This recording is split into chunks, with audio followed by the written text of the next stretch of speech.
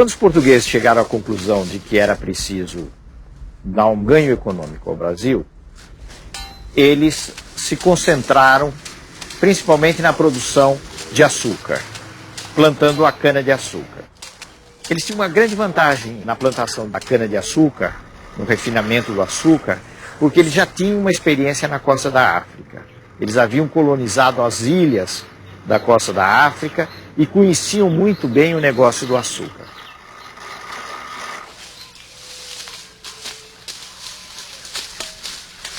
Só que para tocar uma grande fazenda de cana, eles necessitavam de braços.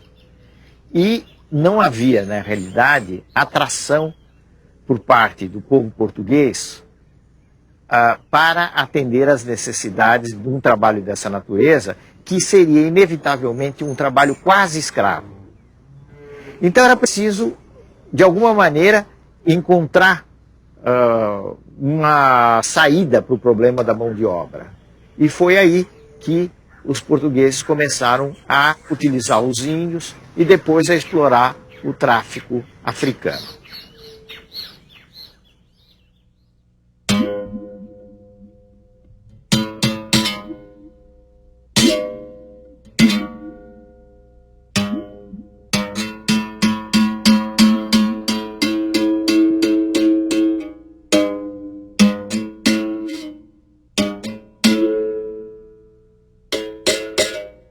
Os escravos vieram em condições muito penosas para o Brasil. Morria muita gente na travessia da costa da África para o Brasil.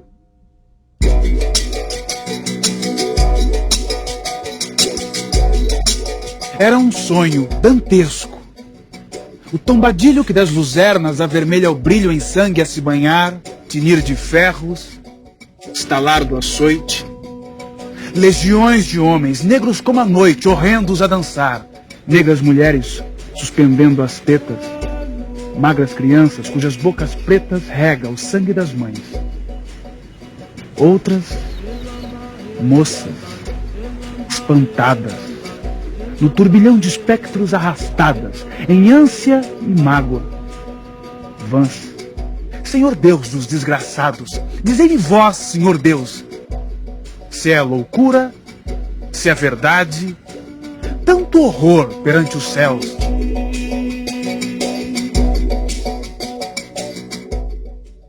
Chegando aqui, eles, em geral, ficavam muito perdidos do ponto de vista da sua organização, nos primeiros tempos, porque eles vinham de várias regiões da África, eles muitas vezes não se conheciam, e isso era incentivado pelos senhores que não queriam que os escravos tivessem algum grau de organização.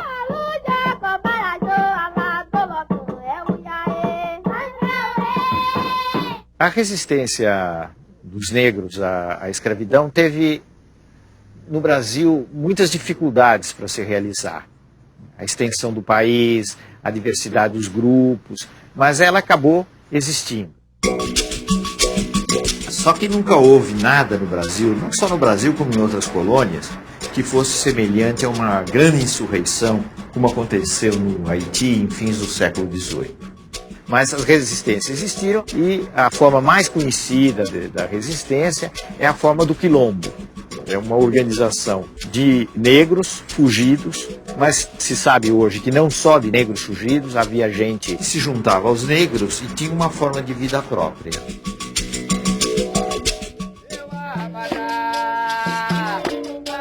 A gente deve lembrar uma coisa, que o escravo era importante não apenas como mão de obra para as fazendas, que o negócio comercial de traficar com escravos era extremamente importante. E em certos períodos da história brasileira, muitas riquezas foram geradas simplesmente no comércio de escravos e não na produção baseada no trabalho escravo.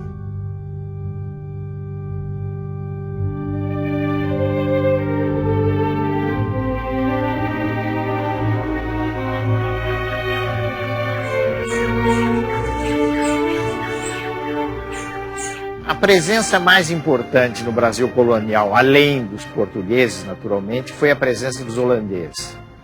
Os holandeses, em primeiro lugar, vieram para a Bahia, ocuparam Salvador, foram obrigados a se retirar e fizeram uma segunda invasão, permanecendo aí já muito mais tempo em Pernambuco. O que é que os holandeses vieram buscar no Brasil? Vieram realmente tentar uma colonização, ganhar postos no Brasil e, ao mesmo tempo, vieram fazer uma coisa muito importante, que tem a ver com a costa da África. Vieram controlar ou tentar controlar o comércio de escravos, tanto assim que ao mesmo tempo em que eles ocuparam o posto no Nordeste, ocuparam Pernambuco, eles avançaram sobre a costa ocidental da África. Os holandeses foram guerreados, naturalmente, por Portugal, mas também pelos colonos que aqui estavam, pelos índios, pelos negros e até quem diga com algum exagero que o sentimento de brasilidade começou na luta contra os holandeses no Brasil. Eles acabaram sendo militarmente derrotados, foram expulsos e se retiraram.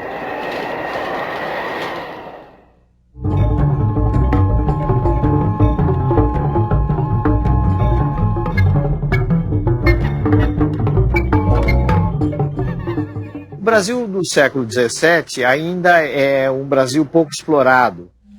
Era um Brasil atrasado, um Brasil mais indígena. O caso de São Paulo, por exemplo. O que era São Paulo? São Paulo era uma terra de gente rústica, os famosos bandeirantes, que viviam de avançar pelo sertão, apresar os índios, conquistar território para a coroa portuguesa. Os bandeirantes desempenharam um papel muito importante nesses avanços no interior do Brasil.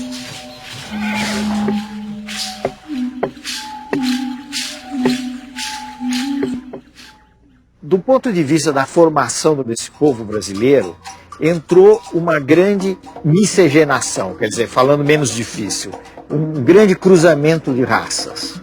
Branco, índio, negro.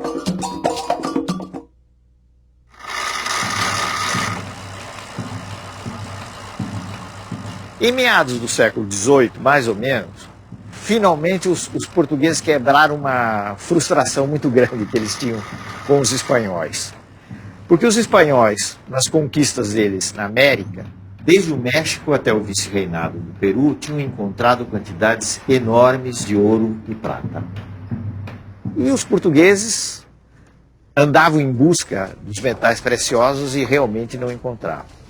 Até que, por obra da ação dos bandeirantes, essas entradas pelo interior, as minas de ouro foram descobertas na região que, por causa disso, veio a se chamar de Minas Gerais.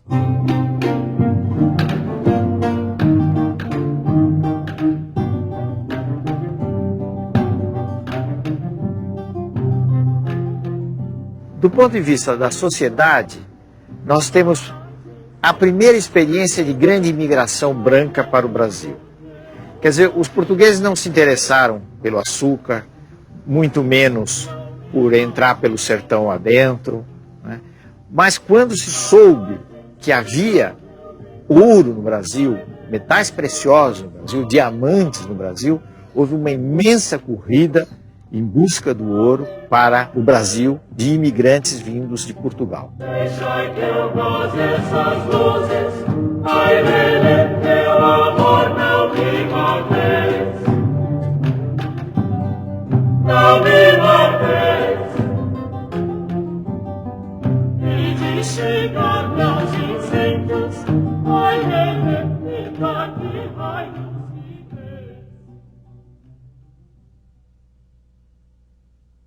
Nos últimos anos do século XVIII começaram a surgir uma série de movimentos contra a dominação portuguesa.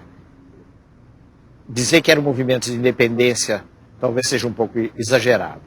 Desses movimentos, apesar de haver outros muito mais populares do que a Inconfidência Mineira, a Inconfidência foi a mais importante, foi a que teve a maior repercussão. Basta ver a atitude que a coroa teve. A coroa montou um grande processo, condenou várias pessoas à morte e, no fim, acabou fazendo uma encenação espetacular com o enforcamento de Tiradentes.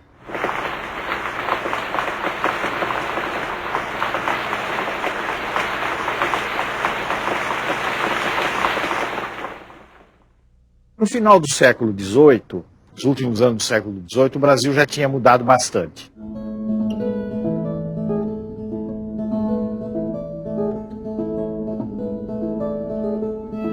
A gente já pode dizer que os portugueses não se arrastavam pela costa como caranguejo. Já tinham avançado para colonizar o país. Não era ainda o Brasil de hoje, mas era alguma coisa que, na sua fisionomia de território, se aproximava do Brasil de hoje.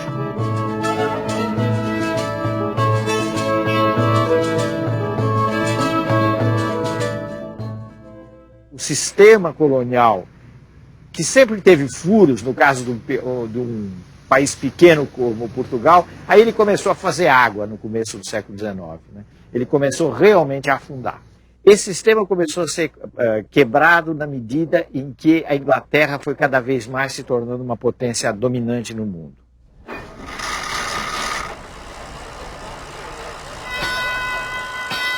Os ingleses começaram a se desinteressar do tráfico de escravos, não é porque eles tinham razões humanitárias, de repente, para acabar com o tráfico de escravos, mas porque a mão de obra livre começou a tornar mais interessante, livre entre aspas, porque as pessoas eram bastante exploradas, mas de qualquer forma já não tinham mais a condição de escravos.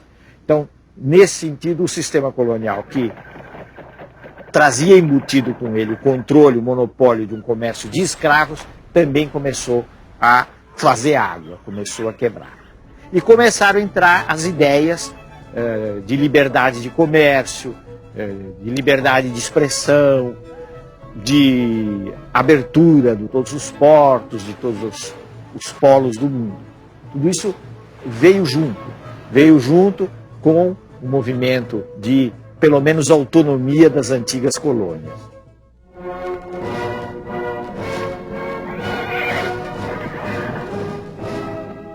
Portugal estava acossado pelos franceses, por Napoleão, sob a ameaça de invasão do território. Então, Dom João vem para o Brasil com a corte portuguesa no começo do século XIX.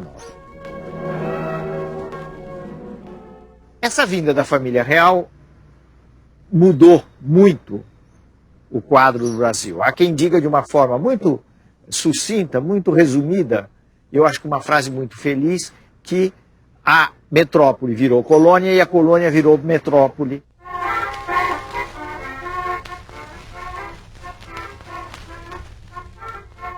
Houve uma transformação no plano da arquitetura, da habitação, no plano dos costumes, enfim, uma série de coisas na vinda de pintores que vieram embelezar a corte. No plano das relações internacionais, um dos fatos mais importantes da vinda de Dom João VI é o reconhecimento, com todas as letras, da liberalização do comércio internacional. Quer dizer, o Brasil tinha os seus portos abertos às nações amigas, e a gente deve pôr isso entre aspas, porque as nações amigas, nesse caso, era uma expressão que significava basicamente a Inglaterra. Quer dizer, a partir daí a Inglaterra pôde ter um acesso direto aos portos brasileiros, ao comércio com o Brasil, coisa que já existia, mas de uma forma indireta.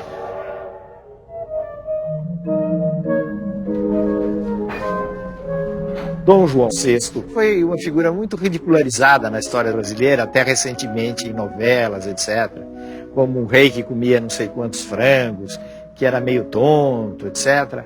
Ele tinha essas características, mas ele não era nem tão tonto assim, nem tão bobo assim, porque realmente ele conseguiu realizar essa passagem de Portugal para o Brasil e ter uma presença efetiva aqui no país, no que viria a ser um país independente.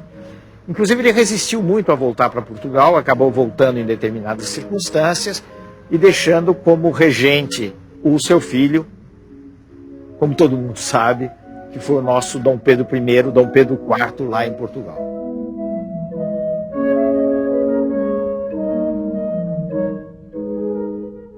Esse fato da presença de Dom Pedro e também as pressões das elites do Rio de Janeiro, sobretudo, acabaram levando a uma situação de progressivo atrito com as cortes portuguesas, situação que acabou concluindo com o famoso ato que é muito discutido, muito comentado, foi objeto de quadros históricos, que foi a independência do Brasil, aqui em São Paulo, na colina do Ipiranga.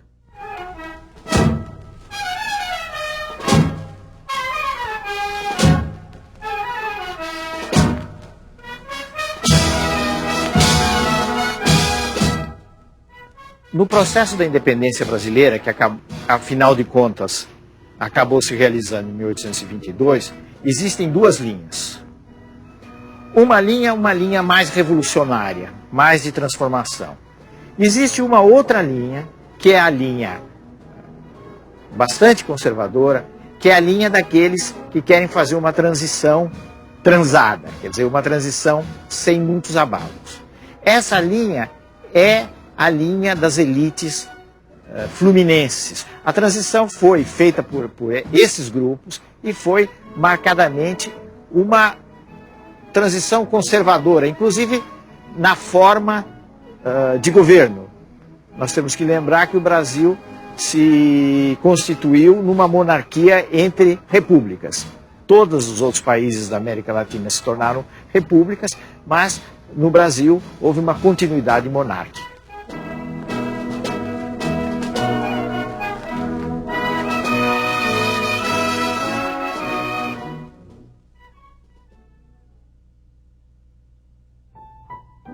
No próximo programa, o Império Brasileiro torna-se definitivo. O longo reinado de Dom Pedro II, o sucesso do café, o começo da indústria e, ainda assim, a demora em pôr fim à escravidão.